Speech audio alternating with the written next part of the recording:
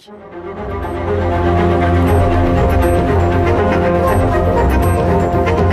Esprit libre avec Guillaume Durand sur Radio Classique.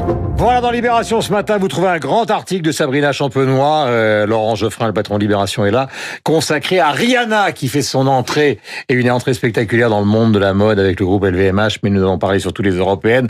Alors évidemment, on va pas jouer avec vous deux au petit jeu des pronostics, qui va l'emporter entre le Rassemblement National et la liste emmenée par Madame Loiseau, mais parrainée, et on le sait très bien, par Emmanuel Macron. Non, c'est sur le fond, parce que je sais ce qui vous oppose tous les deux sur fond de Romain Gary. C'est que d'un côté, Eric considère que l'Europe, finalement, ce n'est qu'une construction idéologique et pas un État réel. L'Union européenne, voilà.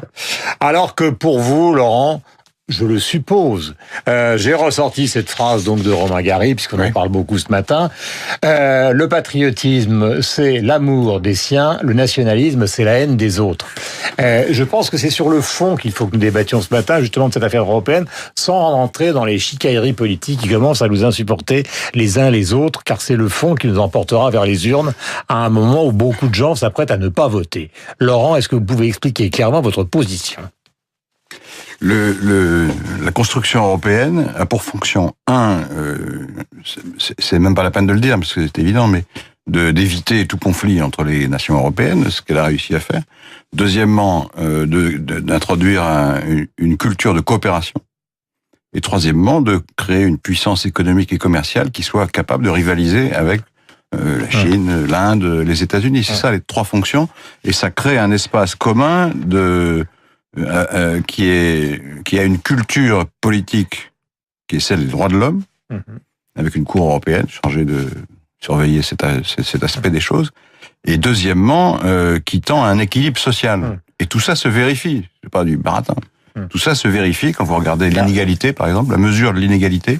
Vous constatez que dans les pays européens, en moyenne, on est beaucoup moins inégalitaire que dans la plupart des pays du monde. Oui, alors je vais vous poser une petite question, parce que Eric va vous répondre, mais c'est important que je lui pose cette question avant qu'on parle du fond.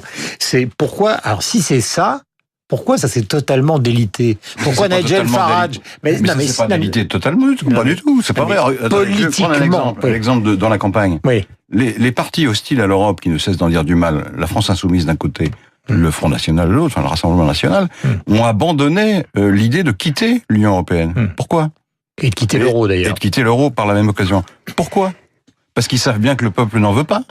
La population ne veut pas quitter l'Union européenne, c'est pas vrai ça. Il y a eu des référendums qui ont été minoritaires. Je parlais, Laurent, d'un ensemble européen où des partis qui sont plus que sceptiques à l'égard de l'Europe commencent à regarder ce qui se passe en Angleterre. Oui, mais la Grande-Bretagne, elle va quitter l'Europe de toute façon, donc c'est réglé, la question est réglée. Permettez que sur le fond, justement, Eric vous réponde, parce que effectivement, on va reparler à peu près des déclarations des uns et des autres, mais c'est sur le fond que la question se pose. Alors, je vais dire d'abord ce qu'est pour moi l'Europe, et ensuite, si vous me permettez, si j'ai 3 minutes, je réponds aux 3 points de Laurent Geoffrin. Il y a pour 1 heure, là. Très vite. Non, très vite. Pour moi, l'Europe, c'est uniquement une civilisation. Et pas n'importe laquelle. C'est la phrase de Paul Valéry, j'appelle toute terre et toute race européenne qui ont été romanisées, christianisées, qui ont subi la discipline des Grecs. Point. C'est ça l'Europe. Et l'Union européenne a oublié et a sacrifié la civilisation européenne, refus des racines chrétiennes, islamisation massive du pays, immigration massive des pays, au profit d'une... Ils n'ont jamais voulu l'immigration. L'immigration est une immigration. Ils ont voulu. Mais je peux pas tout faire à la fois. Allez-y. Ils l'ont voulu. Oui, il y a des textes, il y a des volontés, il y a des rapports, il y a des politiques. Ils l'ont voulu. Et les dirigeants français aussi.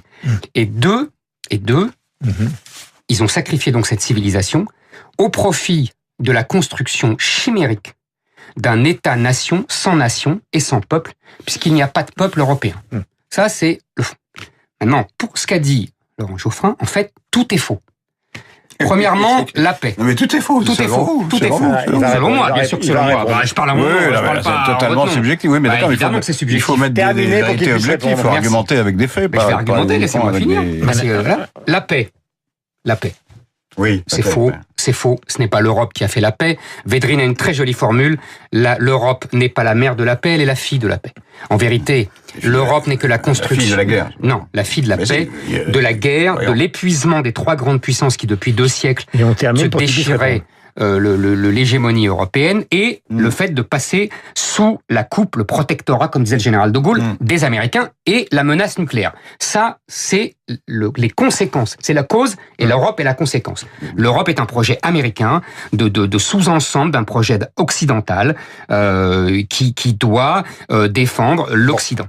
Deuxièmement, je réponds très vite. Je vais très vite. Je peux pas aller plus vite. Franchement, le social.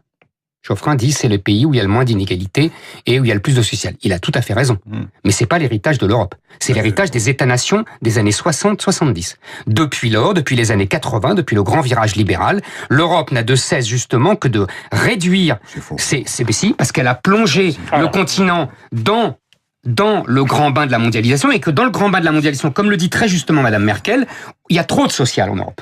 Alors, donc, évidemment, il faut le réduire. Permettez que Laurent vous réponde sur ces questions. Je permets tout, moi. Non, permet. J'insiste sur cette idée. L'histoire de la paix ne tient pas debout. Si, ça tient debout. C'est pas parce qu'il y avait l'arme nucléaire, il y a eu des guerres partout, sauf en Europe. C'est bizarre. Non, c'est pas vrai. L'arme nucléaire est partout. C'est pas vrai. Mais si, il n'y a pas eu de guerre entre les États-Unis et l'URSS, il n'y a pas eu de guerre entre les États-Unis, excusez-moi. Bien sûr, entre les 2 grandes puissances, ça aurait été une guerre mondiale. Mais oui, enfin, bon, voilà. L'existence de la paix en Europe est un fait d'évidence. Oui, mais pas à cause de l'Europe. Vous essayez de dire que c'est pas... Mais oui, c'est pas que j'essaye, c'est que je dis. Une argumentation byzantine. Pas du tout. C'est un fait. Pas du tout. C'est un fait que depuis... C'est l'inverse. Que depuis l'existence du continent européen, on n'a jamais eu une période de paix aussi longue. Ça, c'est sûr. Oui, mais ça n'a rien à voir avec la construction européenne. Sauf dans l'ex-Yougoslavie. Oui, mais c'est pas dans l'Union européenne. Non, je sais, mais c'est vraiment en Europe. Bah oui, mais dès que vous passez la frontière de l'Union européenne, il y a des guerres. Mais oui, parce que comme dit. Oui, mais parce que. Attends, Eric, pardonnez-moi. Mais non, mais parce que. Si vous me comprenez. Oui, pardon. Parce que j'aurais pu vous contredire. Oui, pardon. Excusez-moi. Deuxièmement, est-ce que c'est une construction artificielle? Il y a ça aussi. À mon avis, non. Parce que il y a une civilisation. Et dans l'histoire de cette civilisation. Donc ça, vous êtes d'accord avec Eric? Sur la civilisation? Oui. Mais il a oublié l'islam. En Espagne, il y avait l'islam n'est pas du tout de la civilisation européenne. C'est l'ennemi de la civilisation européenne. Mais pas du tout. Mais bien sûr que si, c'est même l'Europe s'est fabriquée contre l'islam. Il y a eu des alliances avec les sultans d'Andalousie. Oui, il y a eu des alliances nationales. Oui, non, d'accord. Mais alors dans ce cas-là. Non, mais dans ce cas-là, attendez. Parce que si vous dites que l'islam est une... Non, mais attendez. Si à chaque fois qu'on parle... Parce que vous dites des énormités. Oui, je dis des énormités. Des énormités. Je comprends C'est-à-dire que dans ce cas-là... mauvaise humeur, mais non, dans ce cas-là... souffrait que je m'exprime. Non, mais dans ce cas-là, comme la France et l'Angleterre sont des puissances coloniales, le christianisme est la civilisation du monde entier. C'est exactement ce que vous êtes en train de me dire. Comme les musulmans ont colonisé l'Espagne, l'islam fait partie de la civilisation européenne. Non, c'est faux. Laissons-le terminer. Parce que c'est faux. Deuxièmement, à la Renaissance, il y a eu une sensibilité européenne. Oui. Entre les humanistes, on appelle les humanistes, qui se détachaient progressivement des dogmes, plus ou moins. Mais déjà au Moyen-Âge, il y avait une sensibilité européenne des cathédrales. Pourquoi vous ne parlez pas de l'Europe des cathédrales? Si, j'en parle tout autant. Il n'y a pas de problème. On parle des cathédrales. Il y a les mêmes cathédrales. Absolument. Et c'était le style français. Donc c'est un facteur culturel d'unité. Absolument. Et ensuite, ça vous oubliez de le dire évidemment, il y a la racine chrétienne, c'est l'Europe des Lumières. C'est ça le point clé. Le point clé, c'est celui-là. L'Europe d'aujourd'hui, l'Union européenne, c'est la continuation de l'Europe des Lumières, qui à l'époque était un rêve de philosophes et de militants. Qui ont beaucoup voyagé d'ailleurs pour certains. Bien sûr. Et qui passaient leur vie à voyager, à essayer de porter la bonne parole de la raison dans l'ensemble des pays européens.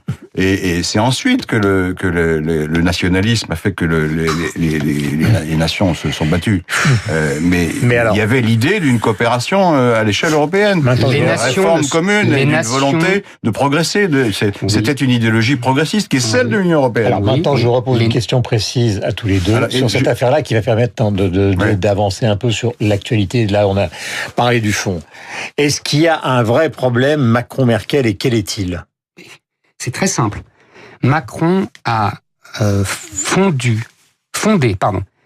et il a fondu du coup au soleil. Il a fondé sa politique depuis 2 ans sur l'alliance avec l'Allemagne, c'est-à-dire qu'il pensait germaniser la France par les fameuses réformes pour pouvoir franciser l'Europe et pour que l'Allemagne accepte les projets de réforme que porte la France depuis 15 ans, en particulier sur la zone euro, sur un budget, etc. Et en fait, adapter aujourd'hui ce qu'avait fait Schröder il y a une quinzaine d'années. Exactement. Or, il ne l'a pas fait complètement, loin de là. Et deuxièmement, les Allemands lui ont claqué la porte au nez en lui disant qu'ils n'avaient absolument pas l'intention de changer le fonctionnement de l'Europe et de la zone euro, puisque ça les arrange. En fait, les Allemands ont retourné la fameuse formule du général de Gaulle sur le levier d'Archimède qui permettait à la France de retrouver un rang mondial à travers sa domination de l'Europe. À l'époque, c'était l'Europe des 6. L'Allemagne fait exactement ça. Et très habilement, elle profite de sa domination sur l'Europe pour retrouver un rôle mondial. Donc, elle n'a aucune envie de changer et Macron s'est cassé les dents. Différence et donc, Macron, maintenant, au bout de 2 ans... Différence de mentalité, dit Madame Merkel. Oui, non, mais ça, c'est l'habillage. Et elle a raison, d'ailleurs. Il y a une différence de mentalité, mais il fallait passer avant, il fallait pas faire l'euro. Parce que l'euro ne peut pas s'adapter à des peuples aussi différents. Maintenant de cette affaire-là. Et donc, les Français... Et maintenant, Macron a compris ça. Et donc, maintenant, il a décidé de ne plus prendre de gants. Et donc, évidemment, ça va monter de plus en plus, la fameuse confrontation. Alors, justement... Quand je disais pour Schröder, un mot simplement pour être précis, Schröder, c'est un peu avant les 15 ans, et on se souvient que, par exemple, il y a eu beaucoup de moments, j'allais dire, presque idylliques. François Mitterrand, Helmut Kohl. Par contre, Chirac-Schröder, ça a été extrêmement tendu, on s'en souvient aussi. Mais vous continuez dans cette affaire-là parce qu'il faut interpréter pour les gens cette interview de Mme Merkel qui est commentée. Je vais essayer de revenir au fond à partir de ça. Les souverainistes mentent en permanence sur la question de la souveraineté. En principe, ça doit être leur sujet, mais ils mentent. C'est-à-dire qu'ils vous expliquent qu'il n'y a plus de souveraineté des nations en Europe, que l'Europe décide de tout. C'est complètement faux. Complètement faux. Il suffit de regarder les institutions européennes. La Commission européenne n'a pas de pouvoir de décision. Elle propose, elle a une influence. Elle a l'initiative législative. Oui, mais d'accord. On devrait lui enlever. Et qui décide? C'est le Conseil européen, d'une part, et le Parlement européen, avec deux. Pas le Parlement européen, le Conseil européen. Le Conseil et le Parlement. Laissez-le terminer, vous concluez. Mais parce qu'il a un rôle marginal, le Parlement. Laissez-moi terminer. Donc, le Conseil européen qui représente les nations, c'est ce Conseil qui prend les décisions essentielles. Si le Conseil ne veut pas d'une chose, ça ne se fait pas. Le Parlement est associé. D'accord. Et le Parlement est élu suffrage direct. Donc, il y a une forme de souveraineté déléguée. Oui, d'accord. Et les nations, elles, sont représentées. Et il n'y a pas de directive ou de décision européenne qui n'ait été finalement approuvée par une majorité qualifiée d'États européens. Donc, cette histoire de dictature molle de l'Europe et de la Commission, c'est du flanc. Je peux répondre à ça. C'est du flanc, mais il faut dire... C'est pas du flanc. Pardon, c'est pas du flanc. Il a raison sur le fonctionnement. D'abord, tout à fait raison. Je dis pas le contraire. Il oublie 2 points. Le premier, c'est que la Commission a l'initiative. Et donc, comme elle a l'initiative, c'est elle, en fait, qui impose en sous-main c'est du complotisme. Non, c'est pas du complotisme. Quand les États n'en veulent pas, c'est le projet. Donnez-moi un exemple. Mais vous venez de donner l'exemple de l'Allemagne et de la France qui sont pas d'accord. J'ai pas fini. Donc ça prouve bien que les ma nations ont toujours une... Et deuxièmement, surtout, nous avons délégué une partie des compétences principales de la souveraineté, c'est-à-dire 1, la monnaie, 2, l'ordre judiciaire, c'est 2 il y a des instances indépendantes. Conséquences fondamentales. Comme aux États-Unis. Non, pas comme aux États-Unis. Comme aux États-Unis, c'est pareil. Non, pas comme aux États-Unis. Mais on n'est pas les États-Unis, on n'est pas une nation. Ne dites pas que c'est on n'est pas une nation, ce n'est pas démocratique. Excusez-moi. Les seuls, la BCE n'est pas démocratique. Excusez-moi, vous n'allez pas me dire vous, un homme soi-disant de gauche, que c'est démocratique que la Commission. Non, pas la Réserve fédérale. Non, c'est simplement une remarque, Eric, sur la BCE. Sur le fonctionnement démocratique, vous avez raison. Oui. Sur l'euro, on est obligé de constater une chose. Par exemple, pendant la crise des Gilets jaunes, je vous l'ai déjà dit à plusieurs reprises, s'il y avait des monnaies nationales, on aurait déjà, parce qu'on a quand même un peu de mémoire, d'évaluer 4 fois. Il n'est pas du tout certain que ça aurait profité à notre commerce extérieur. Guillaume, deux choses. Un, je pense encore une fois que nous subissons un ordre juridique supérieur de la Cour européenne. Oui, c'est les droits de l'homme, excusez-nous. C'est un ordre juridique étranger. Et en l'occurrence, c'est nous qui l'avons fait. Non, c'est nous qui l'avons fait, mais c'est étrange, c'est des étrangers. Ça correspond à notre philosophie. Ce ne sont pas des Français. Mais pas à la mienne. Excusez-moi, pas à la mienne. Moi, je refuse la dictature des droits de l'homme. Je la refuse. La dictature des droits de l'homme. Oui, je la refuse. Non, c'est pas un oxymore. Ça ne veut rien dire. Non, ça ne veut pas dire du tout. Ça veut dire beaucoup de choses. Ça veut dire que la France n'est plus... Non, les droits de l'homme... Non, la démocratie, c'est pas la démocratie n'est pas fondée par les droits de l'homme. La démocratie, c'est la souveraineté du peuple. Ce n'est pas les droits de l'homme. Non, ce n'est pas les droits de l'homme. Ah non, alors là, on n'est pas d'accord. La démocratie, démos, c'est le peuple. C'est pas le droit de l'homme. C'est votre définition. Excusez-moi, c'est la définition réelle qui a été dévoyée par les gens comme vous depuis 40 ans. Vous permettez qu'on écoute Édouard Philippe, ça vient de tomber un instant, puisque le chômage est à 8,7, c'est le chiffre le plus bas depuis une dizaine d'années. Réaction du Premier ministre, le voici. C'est le meilleur résultat qu'on ait depuis 10 ans, je le redis. C'est une baisse continue du chômage depuis 2 ans, du chômage taux général, du chômage des jeunes qui baisse et qui, lui, en 2 ans, a singulièrement baissé.